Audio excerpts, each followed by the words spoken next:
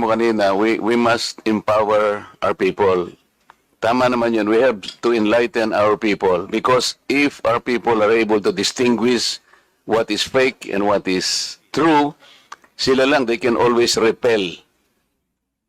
Maski na konting tulong lang eh.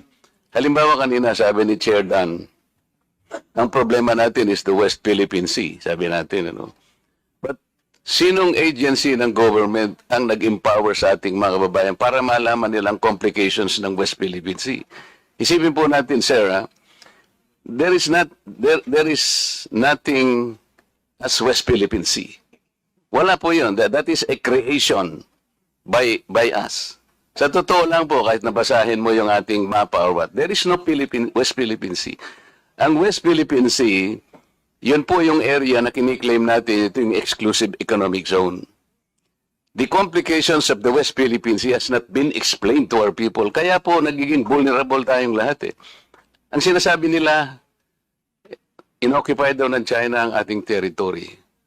Sir, sa totoo lang po, if CICC and other agencies would cooperate with one another to empower our people, to educate them all, wala pong madideceive kahit ano pang gawin ng China. Kasi alam po na we are all claimants dito po sa panig ng South China Sea. Several of us, Philippines, China, Vietnam, hindi po natin alam ang Vietnam has the most features occupied in the South China Sea. They had 22, China is 14, tayo, 8, Malaysia, 14, Taiwan, 1.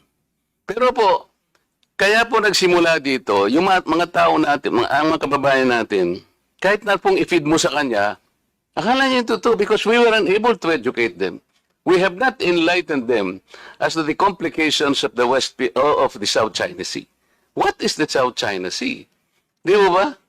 So, doon po tayo magsimula. Ngayon, magdi-discuss tayo. We will repel this. Mahirapan din po eh. So nagiging biktima po lahat ang kababayan natin. Kahit na po dito sa ating kapulungan ngayon, hindi pa nila alam kung ano-ano po ba ino-occupy ng China. Hindi po territory ang issue in the South China Sea. Ang issue dito is our maritime rights. The maritime rights designated by our exclusive economic zone. These are not territories under public international law. So, kailangan po tayong mag-educate. Tama po kayo sa premise nyo kanina, but until and unless you are able to educate our people on the complex issues surrounding the South China Sea, pare-pareho tayo pong mabibiktima. So yun muna, Mr. Chair. Maraming salamat, Congressman. I agree with you. But with all due respect, the policy of the government about the West Philippine Sea must be followed by all of us.